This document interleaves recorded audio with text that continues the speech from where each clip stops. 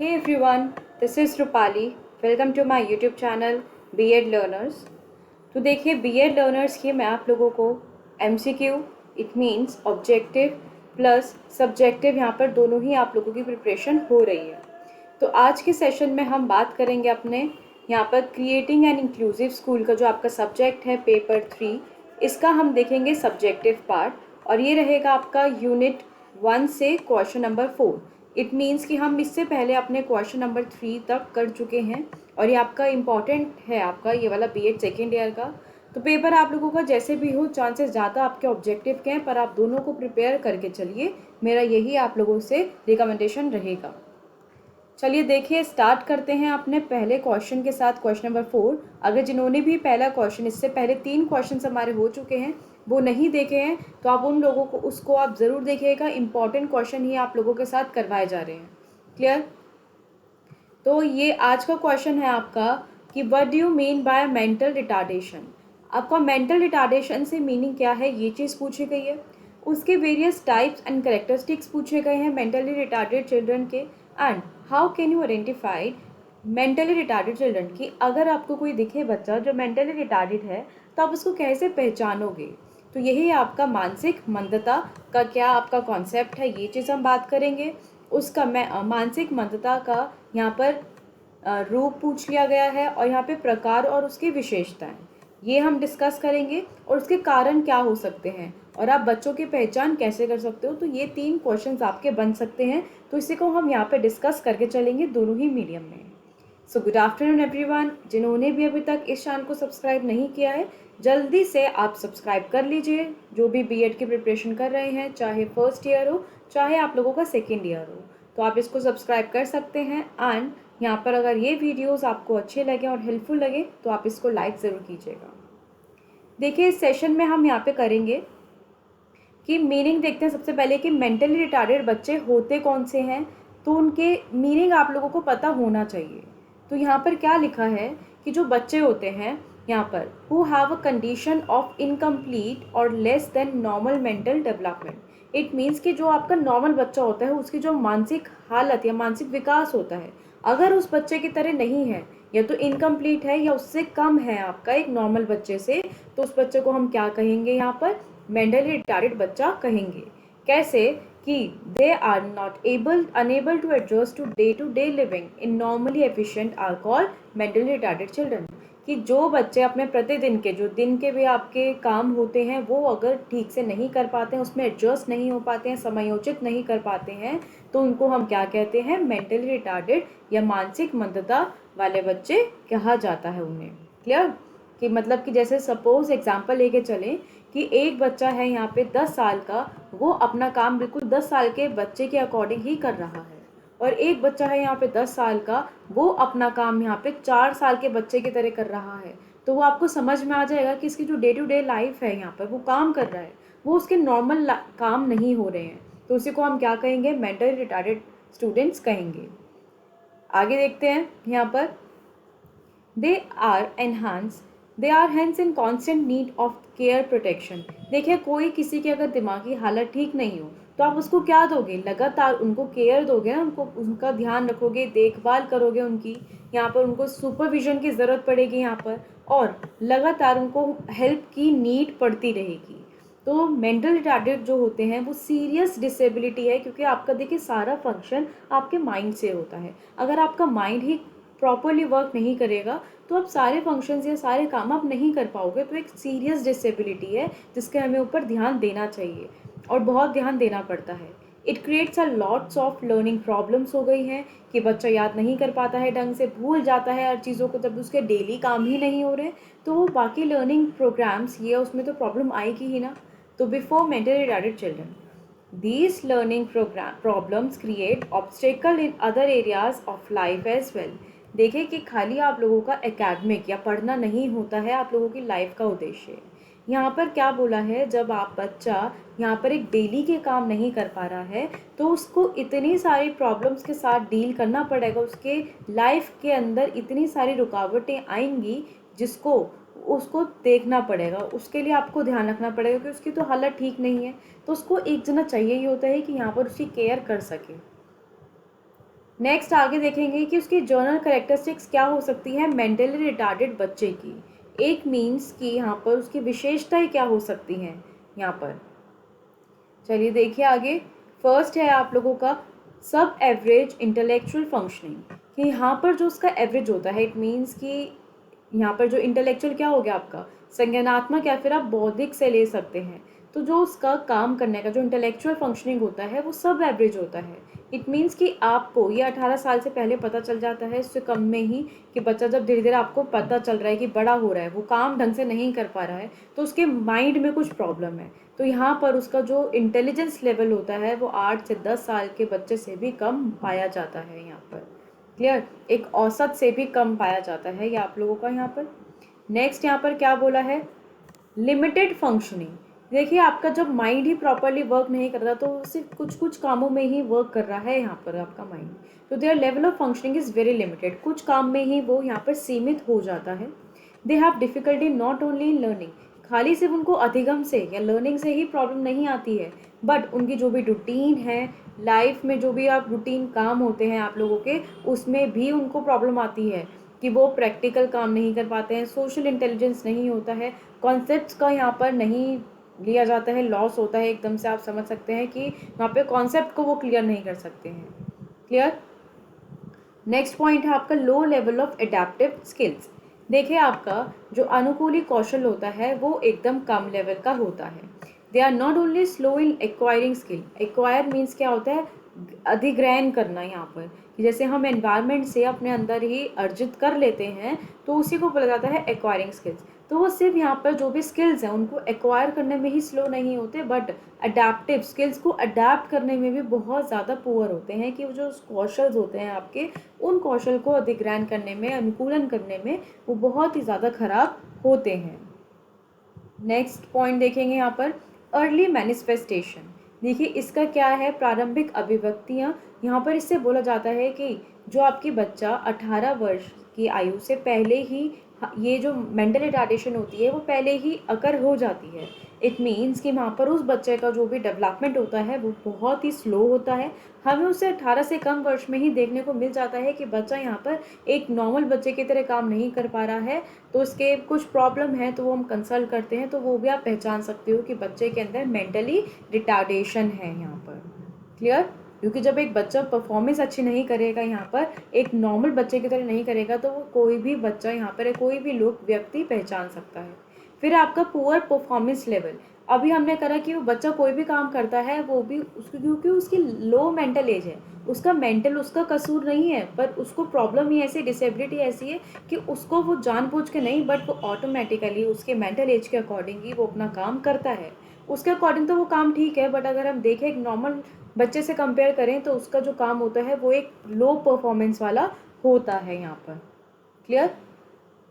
आगे देखो यहाँ पर क्या बता रहा है आपका स्लो एक्विजिशन ऑफ स्किल्स। अभी हमने वही करा कि वो अधिग्रहण करने की जो उसके स्किल्स होते हैं उसको बहुत ही धीरे से वो एक्विजिशन करता है, उसका अधिग्रहण करता है। नेक्स्ट है कि आप उसको मेंटली रिटार्डेड चिल्ड्रन को कैसे क्लासीफाई करोगे, ये मोस्ट इंपॉर्टेंट है, इससे आपके एमसीक्यूज बन सकते हैं काफ़ी, तो उसको आप ध्यान से पढ़िएगा। देखिए एक होता है नॉर्मल डिस्ट्रीब्यूशन क्राइटेरियन, दूसरा है social deprivation criterion, medical criterion and IQ criterion. तो हमने इन बेसिस पर यहाँ पर मेंटली रिटार्डेड चिल्ड्रन को क्लासीफाई किया है कि या तो नॉर्मल डिस्ट्रीब्यूशन होगा, या एक सामाजिक के उस पर होगा, या फिर एक मेडिकल क्राइटेरियन, या फिर आईक्यू के ऊपर, उसकी मेंटल एज के ऊपर। तो देखिए आपका जो एक नॉर्मल डिस्ट्रीब्यूशन क्राइटेरियन है वो क्या कहता है कि in normally distribution intelligence test their population, mentally retarded population is found beyond 2% from the mean. अगर हम देखें नॉर्मल, अगर हम हर एक बच्चे को कंसीडर करके चलें और पूरी जितना भी कंट्री के अंदर पॉपुलेशन है उसका हम देखें क्राइटेरिया, तो सिर्फ मेंटली रिटार्डेड के 2% लोग पाए जाते हैं हमारी कंट्री के अंदर। It means about 2% of population is generally found mentally retarded यहाँ पर। तो यहाँ पर क्या बोला है कि पूरी पॉपुलेशन के सिर्फ 2% आपका यहाँ पर मानसिक मंदता वाले लोग पाए जाते हैं, अगर उनको हम टेस्ट करें तो, कि उनका आयु 90 से कम होता है। सेकंड है आपका सोशल डेप्रीवेशन। ये इस क्राइटेरिया में कौन से लोग आते हैं, देखिए mental retardation is also cause when a person is deprived of social environment, कि बच्चे को यहाँ पर वो जो एक हमारा सामाजिक मिलता है ना, सामाजिक आर्थिक रूप से आपका इन्वायरमेंट होता है यहाँ पर, तो उसमें वो बच्चा इंटरेक्ट नहीं करता है ज़्यादा समय तक। यहाँ पर when these children come to the environment they fail to adjust, कि जब उन बच्चों को यहाँ पे इन्वायरमेंट में लेकर आया जाता है तो वो एडजस्ट नहीं हो पाते हैं, which again increases their mental retardation. तो उसी वजह से उनका यहाँ पर मानसिक हालत यहाँ पर और बिगड़ती है और वो यहाँ पर एडजस्ट बिल्कुल भी समायोजित नहीं करते हैं। तो उसे बोलते हैं, जब समाज में बच्चा नहीं जुड़ेगा तो और पहलू को नहीं जान पाएगा, घुलेगा मिलेगा नहीं, लैंग्वेज अच्छे से डेवलप नहीं होगी, तो बहुत सारे एस्पेक्ट यहाँ पर आ जाते हैं जो आपके सोशल से जाते हैं। फिर आपका मेडिकल क्राइटेरियन, मेडिकल के ऊपर कौन कौन से आ जाते हैं? Medical personnel and physician class mentally retarded children on the basis of their physical and mental characteristics. तो यहाँ पर बच्चे की शारीरिक रूप से और मानसिक रूप से उसकी जो भी विशेषताएं होती हैं, जिस वजह से उसका डैमेज हो रहा है उसके ब्रेन का, कि उसका ब्रेन अच्छे से परफॉर्म नहीं कर पा रहा है, फंक्शन नहीं कर पा रहा है, या तो उसका वो जेनेटिक रीज़न हो सकता है, ठीक है, या फिर उसका एनवायरमेंट रीज़न हो सकता है, तो वो आपका मेडिकल क्राइटेरियन में आ जाता है। देखिए मेडिकल के अंदर आपके दोनों ही एस्पेक्ट आ गए हैं, चाहे आपका मानसिक से हो चाहे आपका शारीरिक रूप से हो, तो उसी रीजंस की वजह से आपका यहाँ पर मेडिकल क्राइटेरियन दोनों ही शामिल करता है। क्लियर? आगे बढ़ेंगे। अब देखिए मेडिकल के अंदर आपके कौन से टाइप्स आ सकते हैं। फर्स्ट आपका टाइप आ गया है brain damage child. Brain damage क्या हो गया कि यहाँ पर आप देखिए, अगर ब्रेन डैमेज होगा तो ऑब्वियस सी बात है कि आप डॉक्टर के पास कंसल्ट करोगे। तो यहाँ पर ये it is a type of organic mall functioning in the body which is caused by any serious disease और डैमेज ऑफ द ब्रेन। कि या तो कोई भी बहुत ज़्यादा सीरियस डिसीज़ हो गया है ब्रेन के अंदर, या फिर आपका ब्रेन है जो वो डैमेज हो गया है, तो वो ब्रेन डैमेज चाइल्ड कहलाता है, जो आपका आता है आपका मेडिकल के अंदर, मेडिकल क्राइटेरियन के अंदर। क्लियर? फिर है आपका क्रिटिन चाइल्ड। क्रिटिन चाइल्ड कौन होते हैं यहाँ पर? Mental retardation in these children is cause due to any deformation in thyroid gland. जब थायराइड ग्लैंड के अंदर यहाँ पे कोई भी डिफॉर्मेशन की वो अच्छे से विकसित नहीं कर पाता है, तो they can be cured by the physician by correcting thyroid gland provided that they are identified in the early stage. देखिए यहाँ पर थायराइड की प्रॉब्लम अधिकतर सभी लोगों को है। मोटापा जिससे बढ़ता है तो एक थायराइड का ग्लैंड होता है, चाहे अगर वो मदर को हो तो वहीं से ट्रांसफ़र होकर उसके बेबी को हो जाता है। तो यहाँ पर उस बच्चे का मानसिक रूप से भी हालत कमज़ोर हो सकती है यहाँ पर। तो ये डिफॉर्मेशन जो थायराइड ग्लैंड है उसको क्योर करते हैं फिजिशियन, तो ये चीज़ आप ध्यान में रखोगे। दे आर सिमिलर टू मोंगलाइट्स यहाँ पर, कि उनकी जो भी करेक्टरिस्टिक्स होते हैं वो हम आगे करेंगे। इनका जो IQ लेवल होता है बॉर्डर लाइन पर होता है। क्लियर? आगे बढ़ेंगे। Microcephaly and hydrocephaly. यहाँ पर माइक्रोसिफेली और हाइड्रोसिफेली क्या होता है? देखिए आपने एक सिफेलोकॉडल पढ़ा होगा, तो सिफेलो का मीन्स क्या होता है? सर से, ठीक है, जो आपका हेड होता है उससे होता है यहाँ पर इसका मीनिंग। तो माइक्रोसिफेली क्या बोलते हैं? जब बच्चे का जो मस्तिष्क होता है, हेड होता है, वो बहुत ही छोटा होता है यहाँ पर। और हाइड्रोसिफेली का मीन्स कि जब उसका सर बहुत बड़ा होता है, तो उसका क्या होता है, रिजल्ट क्या होता है? जो आपका फ्लूइड, स्पाइनल फ्लूइड होता है, वो आपके ब्रेन तक जाना बंद हो जाता है, जिसकी वजह से परमानेंट मेंटल रिटार्डेशन पाई जाती है, कि उस बच्चे की हालत जो मानसिक रूप से है वो बहुत कमज़ोर है यहाँ पर। क्लियर? क्योंकि आपके स्पाइनल फ्लूइड ही आपके ब्रेन तक जाता है। क्लियर? नेक्स्ट आएगा सेरिब्रल पाल्सी। यहाँ पर देखिए हमने बात की थी, सेरिब्रल का मीन्स क्या होता है? जो आपके पूरा न्यूरो से वर्क करता है, ब्रेन से रिलेटेड होता है आप लोगों का यहाँ पर। तो ये कैसा फंक्शन बता रहा है कि एक टाइप का डिसीज़ है which cause uncontrolled action of some muscles. Mental retardation is cause due to inadjustability of muscles. देखिए आपकी कोई मसल है वो एकदम से एडजस्ट नहीं कर पा रही है, आपका वो मतलब अनइवनली चल रही है वो मसल आपकी, तो वो आपके आपे से बाहर है, अनकंट्रोल्ड है, तो उसी को बोलते हैं आपकी सेरिब्रल पाल्सी। तो ये एक प्रकार की बीमारी है, जो भी आपकी मसल्स होती हैं, मांसपेशियां होती हैं, उनके लिए यहाँ पर मतलब कि कंट्रोल नहीं कर पाती है उनके, और उसी वजह से आपका जो मसल्स का मूवमेंट होता है वो इनएडजस्टेबल हो जाता है। क्लियर? नेक्स्ट आएगा आपका यहाँ पे मोंगलाइट्स। मोंगलाइट्स यहाँ पर क्या होते हैं? These children are very peculiar in the physical characteristics and behavior, such as they are humble and friendly. देखिए ये humble भी होते हैं बहुत ज़्यादा, ये व्यवहार इनका अच्छा भी होता है और फ्रेंडली भी होते हैं ये लोग, but they are obstinate in behavior and they are so simple in their behavior that we can call them as cow of God. यहाँ पर हम क्या बोल सकते हैं कि जैसे कि एकदम बोला जाता है ना कि बिल्कुल गाय आदमी बिल्कुल सीधा साधा आदमी है, यहाँ पर सीधा साधा, यहाँ पे चालाकपन नहीं है। देखिए आज की लाइफ में अगर आपको सर्वाइव करना है तो उसके लिए थोड़ा सा तो आपको तेज़ बनना पड़ता है। तो यहाँ पर मोंगलाइट्स कौन होते हैं, यहाँ पे जो 50 to 70 की रेंज के अंदर आते हैं, जिनका IQ रेंज सिर्फ 50 से 70 के बीच में होता है। ये एक बॉर्डर लाइन से बहुत कम है और ये इनको बुलाता है बहुत सीधे बच्चे हैं। यहाँ पर ये मॉडरेटली मेंटल लेवल होता है इनका, यहाँ पर बिहेवियर के अंदर बहुत सिंपल पाए जाते हैं। क्लियर। नेक्स्ट पॉइंट देखेंगे अपना IQ के बेसिस पर, IQ क्राइटेरियन। देखिए ये आपका टेबल पूछी जाती है तो उसको आप अच्छे से प्रिपेयर कर लीजिए। American association of mental deficiency, उन्होंने क्लासीफाई किया है जो आपका मेंटल रिटार्डेड बच्चे हैं आपके, वो स्कोर किस लेवल पर उन्होंने किया है। देखिए एक बॉर्डर लाइन केस होता है या फिर आप उनको डलर्स बोल सकते हैं, जो 70 to 90 की रेंज के अंदर लाई करते हैं।